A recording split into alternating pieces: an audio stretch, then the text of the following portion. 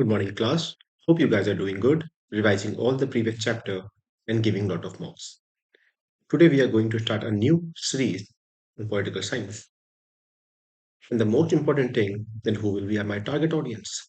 My target audience will be UPSC aspirants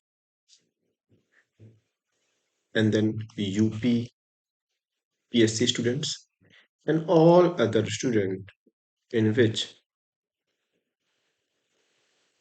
political science the part that means कोई भी ऐसा बच्चा जिसके एग्जाम में पॉलिटिकल साइंस आता है they can also here this lecture again अगर इतनी बड़ी बात कर रहे हैं तो सर सिलेबस क्या रहेगा what will the content of this lecture standard lecture रहेगा है ना जो भी स्टैंडर्ड बुक्स होती हैं जिसमें ये बुक चैप्टर्स होते हैं वी विल डिस्कसिंग ऑल दोस्त टॉपिक अगेन आज का टॉपिक क्या है today's topic is this preamble okay I will try to discuss the summary of the preamble in the later classes. I will discuss in detail also. Now, what is the, will be next topic? That is Constitution of India. We will discuss here the historical background that company rule क्या था, crown rule क्या था, है ना? What was the drafting committee? What was the major committee and commission was formed at that time? है ना? आप सुना होगा minor committees थी, major committees बनी हुई थी. इसमें से drafting committee के chairperson भीमराव अम्बेडकर जी थे. We will discuss all those. We will discuss all the features also. And different different parts जो है 25 22 पार्ट्स जो यहाँ पे है कुछ बुक्स 25 पार्ट लिखती हैं अब देखेंगे कि किस तरीके से part one of the Indian constitution from article 1 to 11 1 to 4 ना we will discuss about India that is Bharat as union of state है ना एडमिशन ऑफ स्टेट क्या है अल्टरेशन ऑफ बाउंड्री क्या है we will discussing all those topic similarly we will discuss Akshay Kumar topic also that is citizenship recently you must have heard newspaper कि that Akshay Kumar citizenship has was revoked है ना और वापस से उन्होंने अप्लाई किया दैट बिकम अ टॉपिक है ना we will discuss about this also how Mother Teresa get the citizenship है ना Sonia Gandhi get the citizenship Adnan Sami must you must have heard about we will discuss about those we will discuss what is NRI, PIO, है ना, OCI. We will discuss all those topics also. A recent amendment was brought in the citizenship. Again, मैं आपसे discuss कर रहा हूँ जो भी topic discuss करेंगे उसमें करंट अफेयर में ऐड करता रहूंगा है ना ध्यान दीजिएगा इसको again fundamental rights we will discussing about fundamental rights we will discussing about the risks and all at the same time अभी recently कल के न्यूज़पेपर में था what is this right to be forgotten है ना कैसे कहाँ पे स्पेस मिलेगा we will discussing in this chapter and then that fundamental duties किस कमिटी ने इसे रिकमेंड किया पनिशमेंट के साथ रिकमेंड किया था लेकिन पनिशमेंट क्यों नहीं पिक किया गया है ना we will be discussing all those topic here and then we will discuss DPSP, Directive Principle of the State Policies. We will discuss about, है ना? We will discuss about this also. That union we will discuss about कि president की position क्या है, nominal head क्यों कहला रहे हैं, है ना? Real head, prime minister कह रहे हैं. What is this cabinet, है ना? Council of minister, vice president, है ना? At the same time, attorney general function discuss करेंगे इनके. And later we will discuss about the parliament thing also. What is this Raj Sabha, Lok Sabha, how they are different, है ना? We will discussing about this. कैसे bill act बनता है या law बनता है. We will discussing about all those. है ना? For example, there is terminology also. Her chapter में मैं कुछ terms को explain करना चाहूँगा जो political science की language में उसका मतलब कुछ और होता है ना? देखिए हर subject की terminology होती है. We will try to hit that soul कि क्या है उसका अर्थ क्या है. And then later we will try to discuss about the judiciary also. What is the Supreme Court, High Court power, and what is this qualification removal process? For example, you must heard about horizontal line. This is horizontal line. What is this? This is vertical line. Similarly, there is power divisions in political science. If there is horizontal power division, that means power division among the organ of the government, that is executive, legislature, and judiciary. अगर इनके बीच में अगर आप ताकत का साझा कर रहे हैं तो we will call this horizontal power sharing है ना we will read about here about this balance of power at the same time vertical power sharing if the power sharing is between like this in triangular form this will be union government this will be a state government and this will be local government है ना so that this will be vertical power sharing this all become the part of the lecture है ना later we will discuss about this state government and state executive also at the same time कि what is this Vidhan Sabha Vidhan Parishad bicameral structure है ना तो in English you call this legislative assembly legislative council है ना how they are formed how देखिए कैसे हर state में नहीं है, कुछ स्टेट्स में दोनों है, कुछ स्टेट्स में सिंगल चल रहा है, विधानसभा चल रहा है। We will discuss that also. And then we will discuss about administration of special area. What is this special area? What is this schedule or schedule area you call it? What is this? For example, in fifth schedule or schedule, you must have heard about ATM square. You must have heard about that is what is this ATM? जिससे पैसा निकालते हैं? No. ATM here, Assam, Tripura, Meghalaya, Mizoram. है ना? We will discuss about this also. What is this emergency provision? We will discuss about this also. कि कैसे लाया गया 1975 में, वो क्या सिचुएशंस थी, why Congress and Indira Gandhi are criticised because of this national emergency. We will go into deeper, है ना? What is this president rule? Is my constitution somewhere specify about this president rule और इज इट इन यूज? हम समझेंगे इन सब चीजों को। Letter we discuss, जैसे अभी डिस्कस किया था थर्ड टीयर के बारे में, है ना, कि 73rd and 74th amendment act क्या थे, है ना, वो क्या थे पहले, सभी गांव में इलेक्शंस नहीं हो रहे थे क्या, इन चीजों ने कैसे कंपल्सन बनाया, है ना, कैसे there is transfer of power, उनको समझेंगे, है ना। Constitution body, non constitution body, what was this UPSC, है ना, व्हाट इज दिस एसपीएससी, हम will discuss about all this, है ना, discuss here in this part. Later we will discuss about the current affair, because मैंने कहा हर topic में तो मैं करंट अफेयर ऐड करूंगा रिसेंट डेवलपमेंट का, लेकिन अंत में कुछ टॉपिक्स रह जाते हैं, we will discuss those topic also separately at the end of the chapter. Sir, कितना समय लेंगे आप? I will take not more than 120 hours. I will try to complete all this topic in 120 hours में complete करने का प्रयास करेंगे। अगर कहीं हम लोग एक दिन में 2 घंटे क्लासेस लेंगे तो 60 days का ये खेल रहेगा, हम ये से खत्म करने का प्रयास करेंगे। लेकिन you can come here with a confirmation कि सर अगर आपको इतना टाइम नहीं है तो मुझे फायदा क्या मिलेगा। आई विल ट्राई कि अगर आप 20 क्वेश्चन सॉल्व कर रहे हैं तो मेरे लेक्चर्स देखने के बाद, लेकिन आप प्रॉपर उसके नोट्स साथ में बनाएंगे, जो मैं पीपीटी से आपको प्रोवाइड कर रहा हूँ उनको आप देखेंगे, उनके नोट्स बनाएंगे और रिवाइज करते रहेंगे। तो फिर मैं कहूंगा आपको कि you can out of this, क्योंकि ज्यादा 20 के दूंगा तो ज्यादा हो जाएगा, लेकिन इसलिए आपको इतना मैं डिस्कस करूंगा, बाकी आप देख सकते हैं। Now that was only the introduction part कि हाँ कैसा रहेगा through out. Now sir start this chapter. But again before starting, कि चैप्टर क्यों पढ़ा रहे हैं, क्यों कॉन्स्टिट्यूशन ऑफ इंडिया आपको मैं पढ़ाने जा रहा हूँ, क्यों पॉलिटिकल साइंस ही पढ़ने आए हो, केवल एग्जामिनेशन, लेकिन एग्जामिनेशन में पूछ क्यों रहे हैं sir? There must be some reason. Suppose you are going to be administrator, you going to be an IAS officer, क्या आपको अपनी कंट्री का संविधान नहीं पता होना चाहिए? ऑब्वियसली पता होना चाहिए ना। तो ये कोई इलॉजिकल थिंग नहीं है कि पॉलिटिकल साइंस पढ़ाया जा रहा है, सीधे हमें क्यों नहीं दिया जा रहा है। ये आपको कहीं ना कहीं एडमिनिस्ट्रेशन में हेल्प करेगा।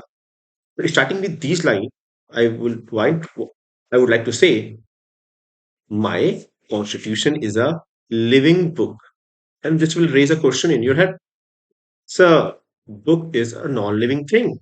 You are calling the book a living thing. बचपन से पढ़ते आए बुक तो नॉन लिविंग होता है, लेकिन पॉलिटिकल साइंस में कॉन्स्टिट्यूशन ऑफ इंडिया को लिविंग बुक कहते हैं। क्यों कह रहे हैं सर आप पॉलिटिकल साइंस में से? तो ध्यान रखना, ये क्वेश्चन है, ये नहीं मजाक में बता रहा हूँ, इट्स अ क्वेश्चन, है ना। अगर आप एनसीईआरटी फॉलो करते हैं तो एनसीईआरटी में साफ साफ ये क्वेश्चन लिखा गया है कि why we call constitution book as a living book, you will say because constitution has amendment feature. What is this amendment? संशोधन, या फिर और आसान में कहूँ परिवर्तन ला सकते हो इस किताब में।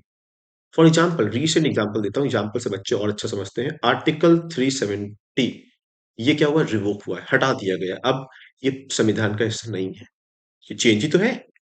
दैट मीन्स जिस प्रकार से एक लिविंग बीइंग सिचुएशन के हिसाब से अपने आप को परिवर्तित करता रहता है, उसी प्रकार से ये किताब अपने आप को परिवर्तित कर सकती, बदल सकती है। तो अब सही लग समझ में आ रहा है? Can you relate? ये कारण है आप कॉन्स्टिट्यूशन ऑफ इंडिया को लिविंग बुक भी कहते हैं। ध्यान रहेगा। तो आगे बढ़ते हैं। इस ये हो गया पूरा हिस्सा बुक का, है ना, पीछे का हिस्सा दिखा दिया मैंने। नाउ सर आपने बुक अगर कहा, तो क्या मेरी बुक में तो एनसीईआरटी की बुक में सर पहला पन्ना इंट्रोडक्शन होता है। Do you have any such type of introduction? I will say yes. You must heard about preamble, Hindi में प्रस्तावना कहते हैं।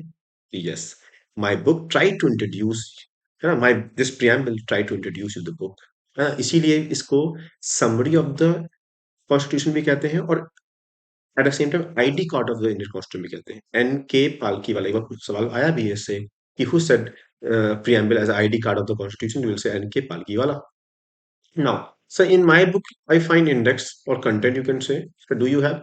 I will not say exactly the same, but at the end of the this book, you will find schedule. Sir Hindi में अनुसूची कहते हैं, इस किताब में आपको मिलता है ना? पहले 8 स्केड्यूल्स थे, अब ये बढ़ के 12 हो गए हैं। We will discuss about this also. I will give you a trick also, tears of old PM, जिससे आप 12 के 12 स्केड्यूल याद कर पाएंगे। लेकिन नॉट हियर, वरना चैप्टर बहुत लंबा हो जाएगा अगर हर एक छोटी छोटी चीज को यहीं एक्सप्लेन करने लगा तो। Sir again I am flipping a page, तो चैप्टर स्टार्ट हो गए मेरी बुक में। Do you have any chapter? I will say yes, लेकिन बस मैं चैप्टर्स नहीं कहूंगा, मैं उन्हें पार्ट्स कहूंगा। समझ में आएगा? ठीक है, 1 मिनट लगता है डिस्चार्ज हो रहा है।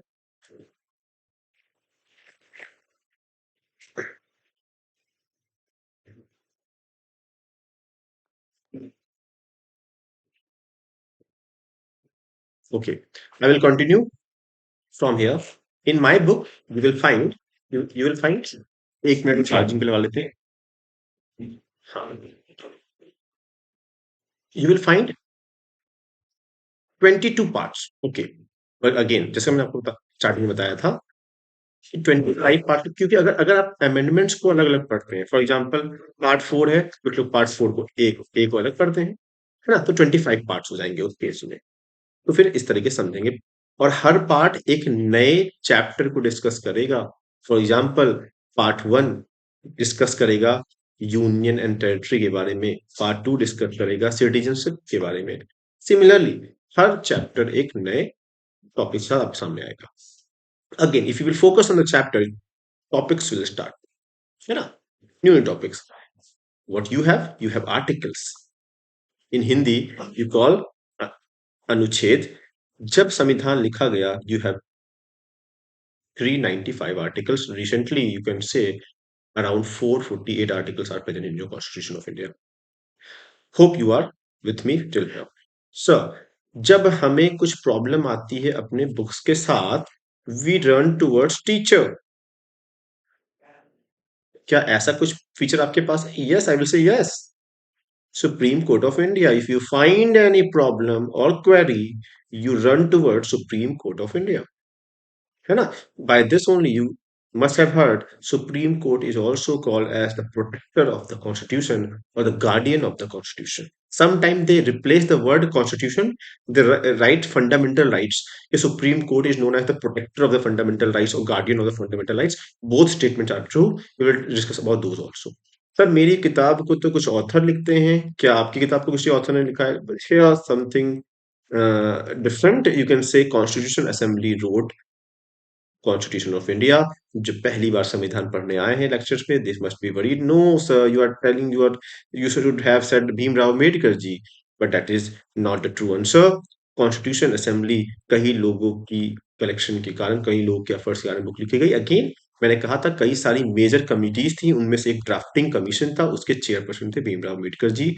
उनको कई बार कुछ books father of the constitution के नाम से भी संबोधित करती है, हम यहाँ पे देखेंगे।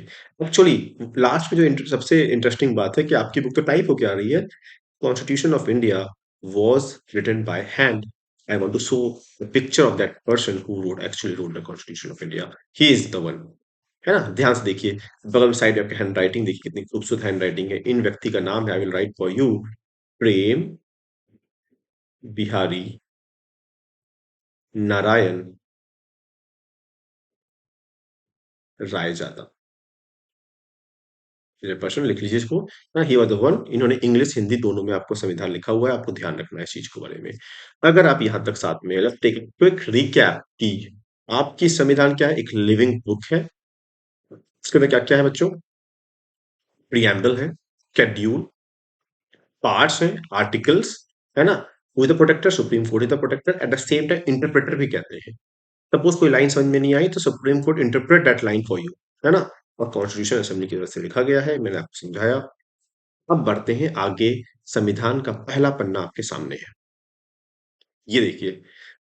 आपको जिन लोगों को ये बात पहले पेज दिखाई दे रहा होगा वो समझ रहे होंगे कि सर ये फर्स्ट टाइम हम नहीं देख रहे हैं।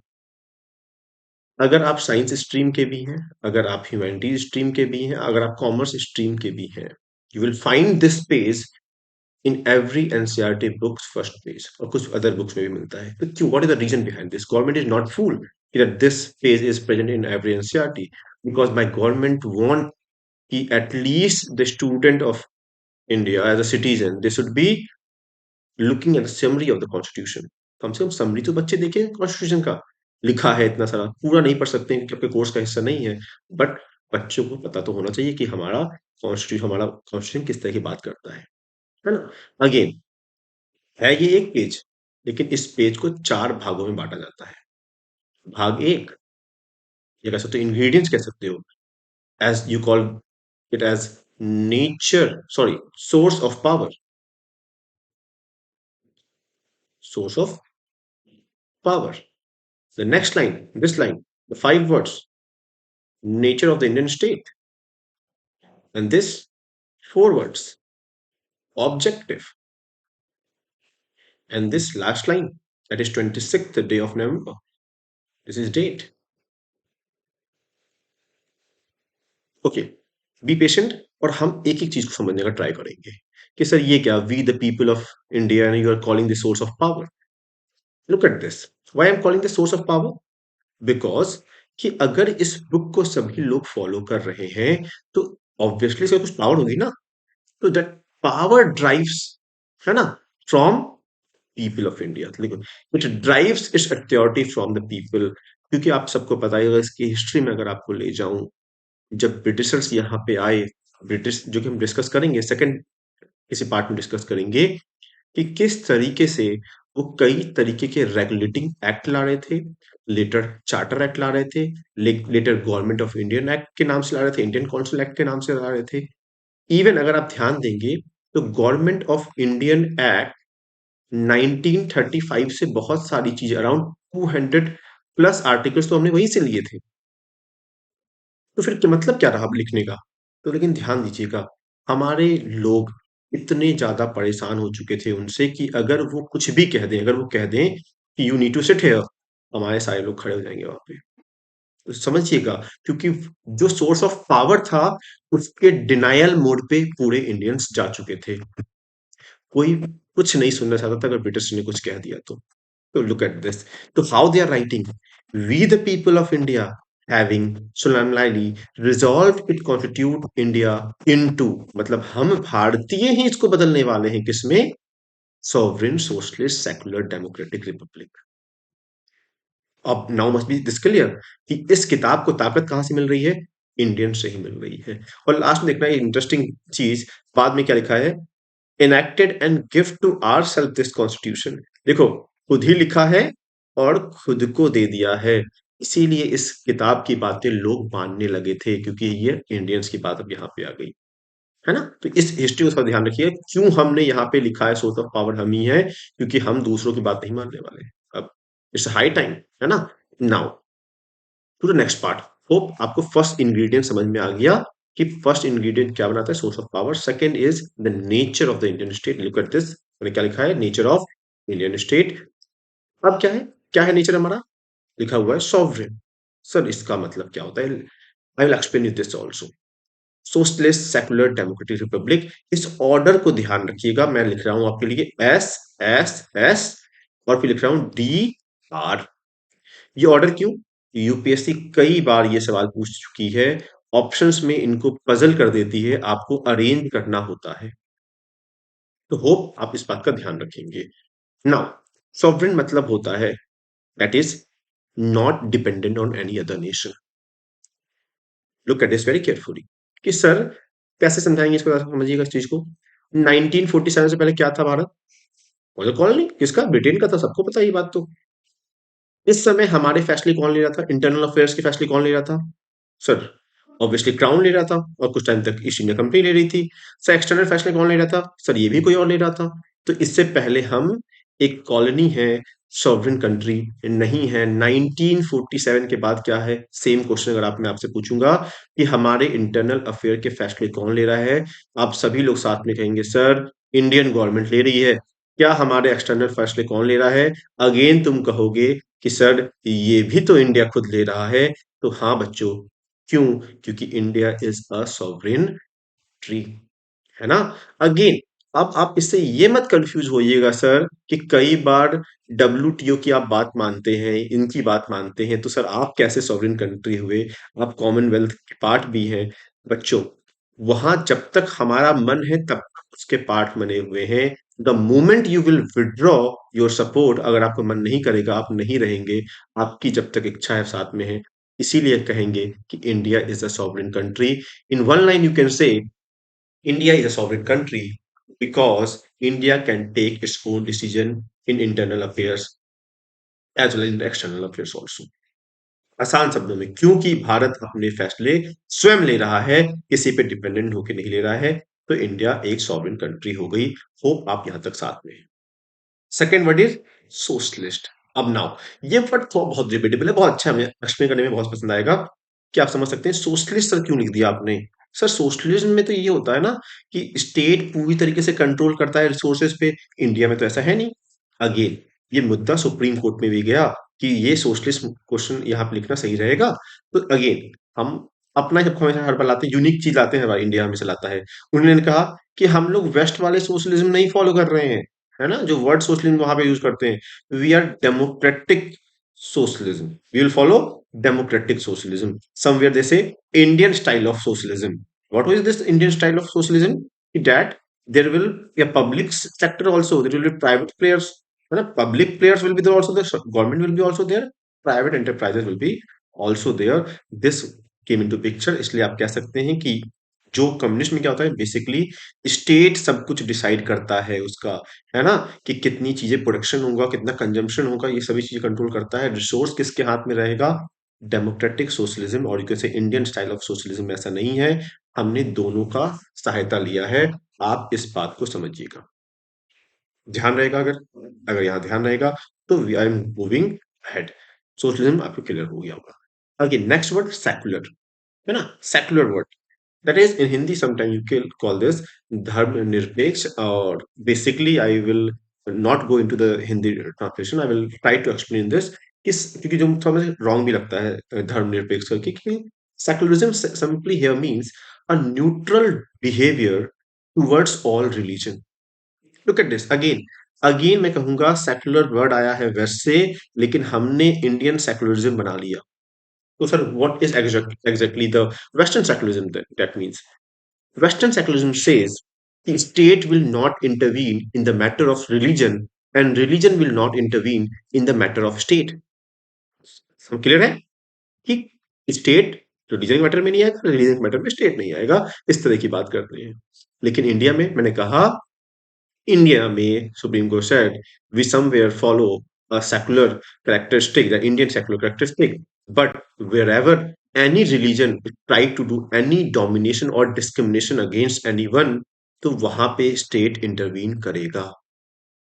जहां पे ठीक है, आपका रिलीजन अच्छा कर रहा है, कोई व्यक्ति अच्छा कर रहा है, फॉर एग्जाम्पल आपने देखा होगा right against discrimination based on religion, race and caste, ये सब कंटिन्यू नहीं है। अगर रिसेंटली कहूँ, आपने देखा होगा सबरीमाला टेम्पल केस में अगेन इंटरवीन हुआ है।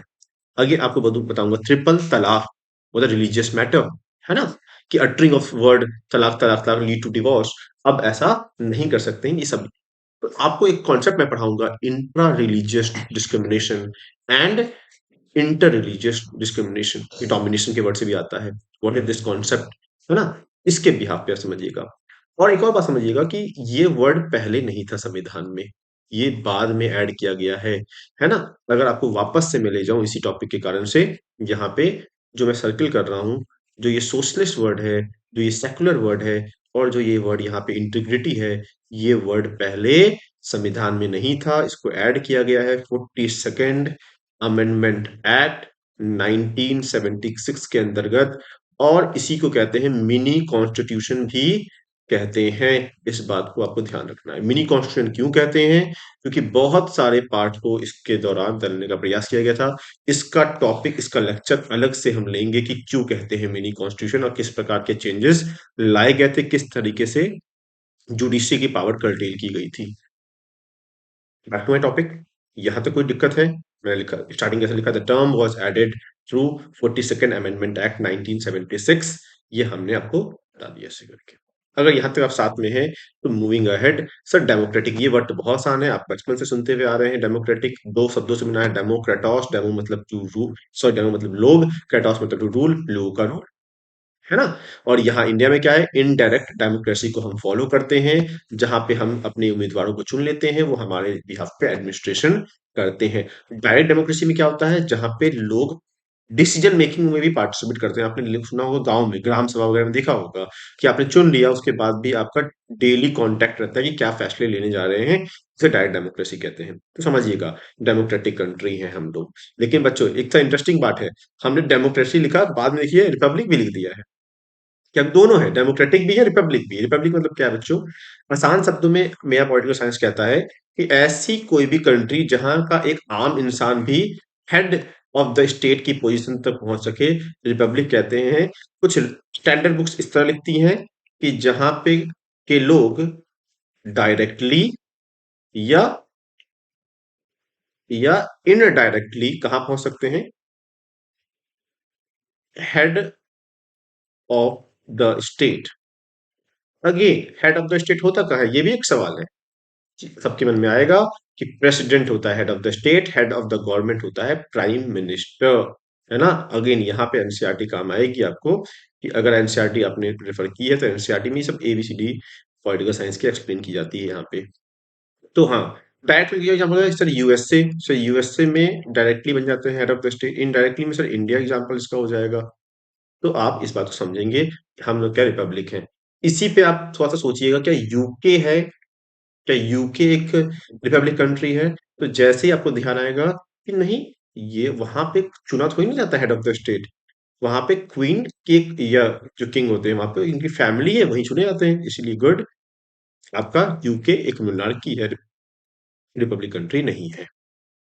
ओके, वापस अगर हम फर्स्ट पेज पे आ जाएं, सर आपने दो पार्ट डिस्कस कर लिया, दो इंग्रेडिएंट डिस्कस कर लिए प्रियम्बल के। पहला सोर्स ऑफ पावर, है ना, दैट इज पीपल, और nature of the Indian state, that are five words, that is socialist, secular, democratic, Republic.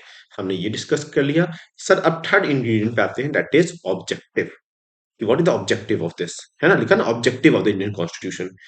Obviously कोई भी चीज आप लिखते हैं या बनाते हैं, there must be some objective, वरना कोई मतलब है नहीं। फॉर एग्जाम्पल ये भी अगर आप वीडियो देख रहे हैं, इसका कुछ ऑब्जेक्टिव होगा आपके मन में, है ना, आप टाइम पास करने के लिए ये वीडियो नहीं देख रहे होंगे। तो ऑब्जेक्टिव क्या था इस संविधान का, तो अब उसको डिस्कस करते हैं। और देखिए थोड़ा सा मैं प्रीलिम्स के पॉइंट ऑफ व्यू से देख लेता हूँ कि कई बार आर्टिकल्स का इस्तेमाल कर लेते हैं। फॉर एग्जाम्पल प्रियम्बल में जस्टिस का इस्तेमाल है, तो यहाँ कहाँ पे है ना। तो आप देखेंगे आर्टिकल 39A, है ना, जो कि डीपीएस पे आपने देखा होगा, वहां पे लिखा है promote equal justice and free aids to the poor. ये डिस्कस करता है फॉर एग्जाम्पल जस्टिस में। और अगर आप वापस जाएं जस्टिस के आगे के कुछ टर्म्स लिखे गए हैं, वो भी आपको एक्सप्लेन करूंगा। लिखा हुआ है जस्टिस, सोशल, इकोनॉमिक, पॉलिटिकल, सबका मतलब है बच्चों। जस्टिस न्याय कैसा, अगर आप किसी समाज में हैं, अगर आपको किसी प्रकार का डिस्क्रिमिनेशन, सोशल डोमिनेशन फेस करना पड़ रहा है, तो बच्चों वो जस्टिस नहीं है। इकोनॉमिक, अगर आपको प्रिविलेज के कारण आपको कुछ अच्छाइयां मिल रही हैं, इसके नहीं है, इसको बुराइयां मिल रही हैं, इक्वालिटी नहीं मिल रही है, बच्चों जस्टिस नहीं है। पॉलिटिकल, बेसिकली तो आसान है, पॉलिटिकल जस्टिस मतलब आपके लिए हो सकता है कि सभी को एक सर मिला है, एक वोट करने का अधिकार मिलेगा, वन पर्सन वन वोट का कॉन्सेप्ट, जिसे आप यूनिवर्सल एडल्ट फ्रेंचाइज के नाम से भी जानते हैं, पढ़ेंगे उसके बारे में भी, समझिएगा, है ना।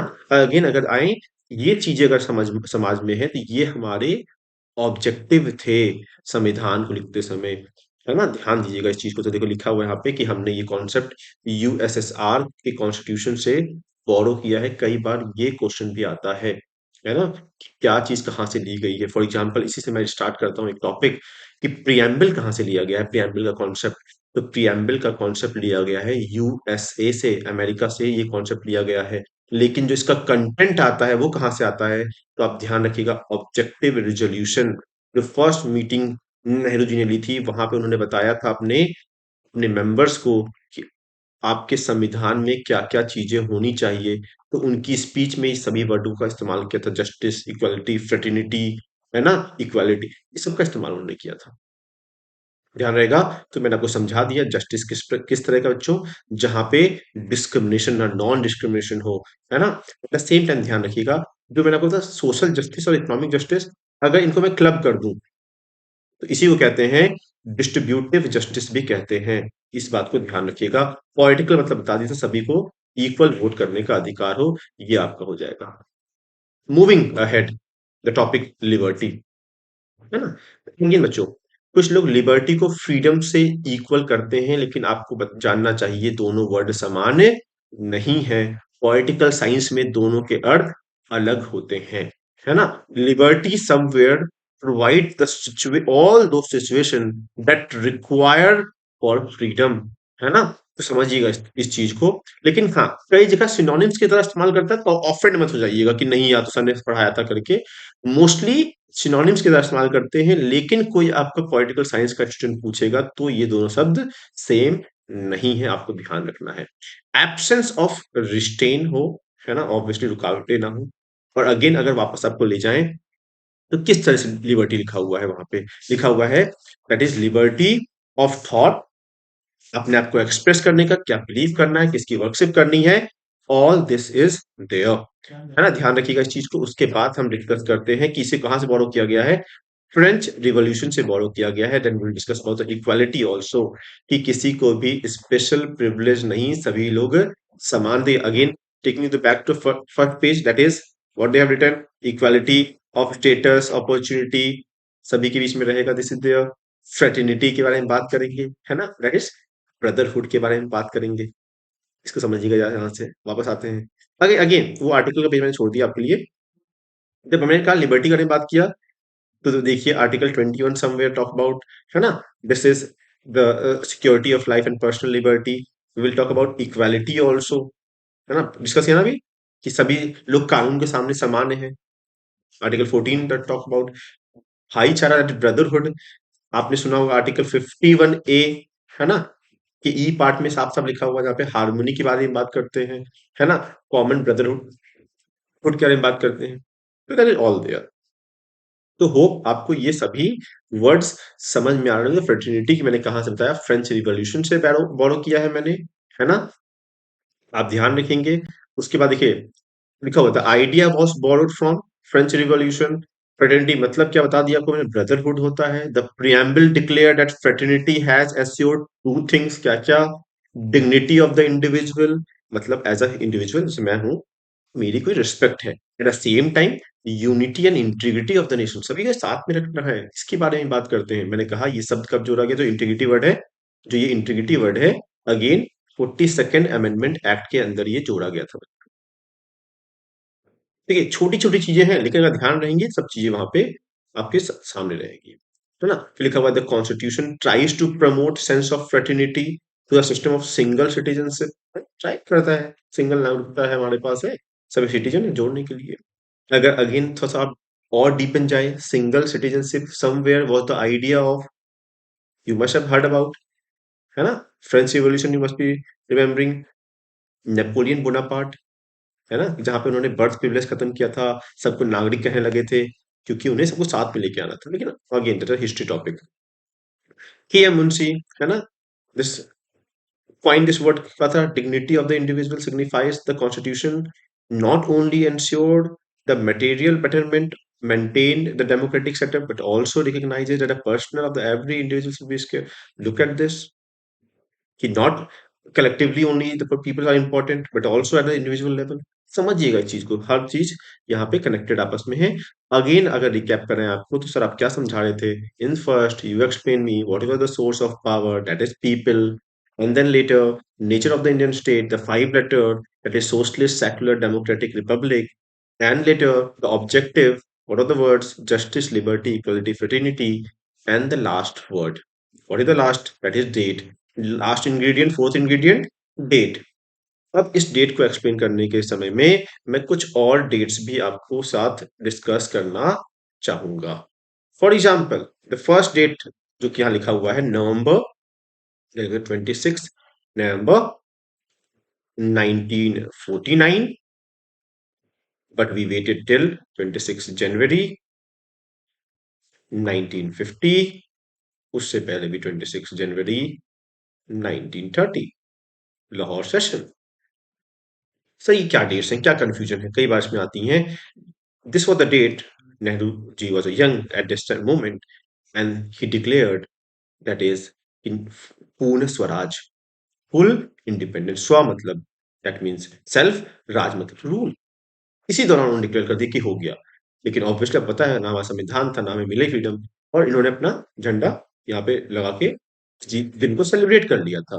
लेकिन हमारा संविधान कब कंप्लीट हो रहा है? संविधान कंप्लीट हो रहा है 26 नवंबर को कंप्लीट हो रहा है बच्चों। तो ध्यान दीजिएगा, इसीलिए कॉन्स्टिट्यूशन डे जब आप सेलिब्रेट करते हैं तो ध्यान दीजिएगा, कॉन्स्टिट्यूशन डे आप जब सेलिब्रेट करते हैं आप 26 नवंबर को सेलिब्रेट करते हैं। लेकिन जब रिपब्लिक डे सेलिब्रेट करते हैं आप 26 नवंबर को सेलिब्रेट करते हैं। आपने क्यों इंतजार किया था? क्योंकि आप चाहते थे इस थॉट को आप रिस्पेक्ट देना, इनको ट्रिब्यूट देना। जिस प्रकार से आपका बर्थडे जिस दिन होता है, जिस तारीख को होता है, केक आप उसी दिन कट करते हैं, तो यहाँ भी कुछ ऐसे ही हमारे फोर फादर्स, हमारे कॉन्स्टिट्यूशन मेकर चाहते थे केक तो उसी दिन कट होगा। लेकिन हाँ, पूरी तरीके से ऐसा कहना गलत हो जाता है क्योंकि कुछ आर्टिकल्स इसी दिन लागू हो गए थे। For example part 2 of the Indian constitution के कुछ आर्टिकल्स इसी दिन से लागू थे। ये भी कहीं ना कहीं आपके लिए इंपॉर्टेंट है। अगर ये चारों इंग्रेडिएंट्स आपके लिए इंपॉर्टेंट समझ में आ गए आपको, तो फिर एक फेज नेक्स्ट पे चलते हैं कि सर आप इतनी बात कर रहे हैं इसके बारे में, लेकिन मैंने सुना है कि प्रियम्बल पार्ट ही नहीं है संविधान का। क्या ये सच है कि संविधान का पहला पन्ना ही संविधान का हिस्सा नहीं है? इंटरेस्टिंग थिंग बच्चों, 1960 में केस है, बेरूबारी केस। इसमें सुप्रीम कोर्ट ने एक वर्डिक्ट दिया कि preamble is not the part of the Indian constitution. मैंने के ऊपर लिख भी दिया आपको। बट बच्चों, ये 5 जजेस की बेंच थी। इसके बाद आज तक की सबसे बड़ी जज की बेंच, दैट इज 13 जजेस बेंच बनी, that is in 1973, Keshavananda Bharati case. इसमें क्या हुआ? इसमें सुप्रीम कोर्ट ने कहा नहीं, preamble is the part of the Indian constitution, but non justiciable. That means you can not bring this piece of paper to court, लेकिन preamble is the part of the Indian constitution. यहां पे ही आपको समझना है, ठीक है? अगर इसके आगे जाएं तो सर अमेंडेबिलिटी के बारे में समझा दीजिए, क्या संविधान अमेंड हो सकता है? सर ये सस्पेंस आपने पहले ही खोल दिया है कि 42nd अमेंडमेंट एक्ट 1976 के अंतर्गत वो 3 शब्द जोड़े गए थे, है ना? ये सोशलिस्ट सेकुलर एंड इंटीग्रिटी तो हो सकता है। लेकिन बच्चों उसके बाद आपको एक और ध्यान देना होगा, केशवानंद भारती केस में ये आया कि क्या आया कि the court held that the basic element or the fundamental feature of the constitution as contained in preamble cannot be altered by an amendment under article 368। बहुत इंटरेस्टिंग बात, एक कॉन्सेप्ट बन के आता है बेसिक स्ट्रक्चर। इस बेसिक स्ट्रक्चर में क्या होता है? संविधान, आपका सुप्रीम कोर्ट ये कहता है कि power to create is not power to destroy. तो क्या है बच्चों, आप इस अमेंडमेंट के नाम पे सब कुछ परिवर्तित नहीं कर सकते हैं। जो भी आपके बेसिक फीचर्स रहेंगे आपके संविधान पे, जिस पे आपका संविधान खड़ा है, उसको आप परिवर्तित नहीं कर सकते। अगर करेंगे तो सुप्रीम कोर्ट उसे नल एंड वॉइड डिक्लेयर कर देगा। तो आज की क्लास यहीं तक रखते हैं बच्चों, है ना? आपसे नेक्स्ट क्लास में मिलेंगे। Thank you, see you next class.